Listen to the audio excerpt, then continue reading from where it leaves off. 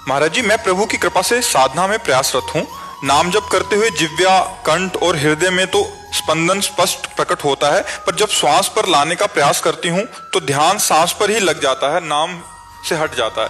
गहरी सांस लेने या सांस को अंदर रोककर नाम लेना, इसके लिए मैं क्या प्रयास करूं महाराज जी? नहीं, नाम पर ध्यान रखिए, श्वास पर ध्यान रखिए और नाम छूट जाए तो फायदा क्या हुआ। खास बात तो हमारा लक्ष्य है नाम अधिक से अधिक हम जपें।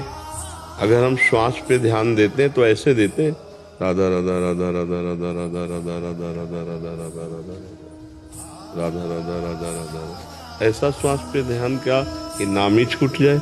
नहीं, नाम श्वास दो बिलक चलत है, इनको भेद न मोको भावे, श्वास नाम नाम ही श्वासा, नाम श्वास को भेद मिटावे, तब रोम रोम और रग रग बोले, तब कुछ स्वाद नाम को पावे। ऐसी एकाग्रता तो मुझे समझ में नहीं आ रही जो आप कह रहे हैं कि हम श्वास पर ध्यान देते हैं तो नाम छूट जाता है। नहीं, हम श्वास पर नाम चलाने का ध्यान दे रहे हैं। हम श्वास तो आपके चलाए चल रही, क्या श्वास तो स्वाभाविक आ जा रही है।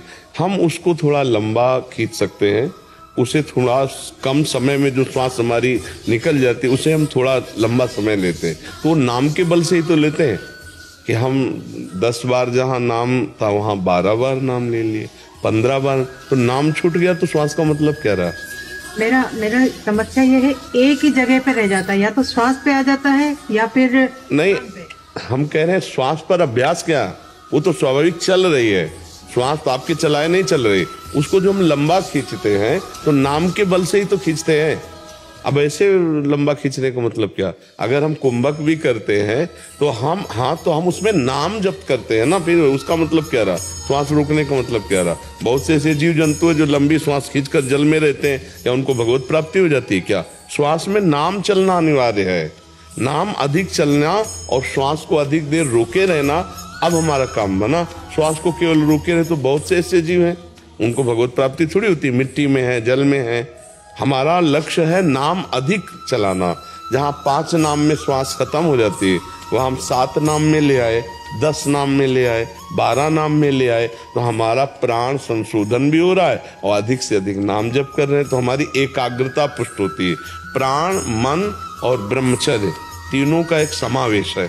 अगर हमारा प्राण संशोधन सूक्ष्म हुआ तो हमारी ब्रह्मचर्य में स्थिति होने लगेगी और मन हमारा संकल्प विकल्प रहित होने लगेगा।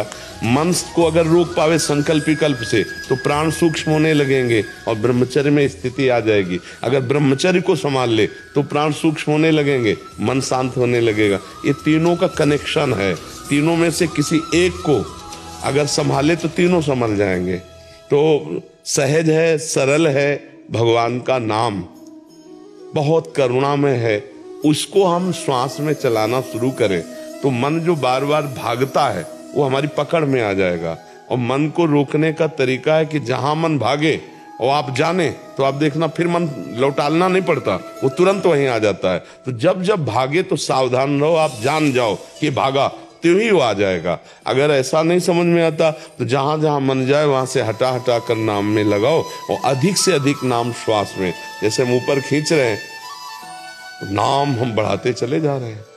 नहीं तो बस इसी समय पे मेरा ध्यान सांस पे नहीं, ये कमजोरी है कि मैं जिह्वा पे, कंठ पे, सब पे स्पंदन महसूस करती हूँ उस चीज का मैं जी कि हो रहा है मुझे, लेकिन जब श्वास के साथ में करने की कोशिश करती हूँ तो मैं जैसे ज्यादा देर रोक। अभ्यास की कमजोरी, अभ्यास की कमजोरी। अगर अभ्यास दृढ़ कर लिया जाए तो उस समय नाम जपना नहीं होता, उस समय नाम प्रकाशित होता है। क्योंकि प्राणवायु रुकी हुई है ना, और आप दर्शन कर रहे हैं, जैसे आप प्राणवायु रुकी हुई है और आप नाम का दर्शन कर रहे हैं। संख्या पर दृष्टि नहीं होती उस समय नाम के ध्यान की दृष्टि होती है। जब हम कुंभक करते हैं, प्राणवायु को रोकते हैं तो उस समय चलाना नहीं होता, उस समय देखना होता है। नामाकार वृत्ति उस समय नाम में पूरी वृत्ति, और जब फिर छोड़ा तो फिर नाम लेते हुए अब जब शुरू हो जाएगा, छोड़ने पर जब शुरू हो जाएगा, खींचने पर जब शुरू हो जाएगा, लेकिन कुंभक में ध्यान होगा। उस समय जप की प्रधानता नहीं होती, उस समय नाम के ध्यान की प्रधानता होती है। तो अभ्यास की कमी के कारण ऐसा हो सकता है। हम अभ्यास और दृढ़ करें तो परिपक्व हो जाएगा।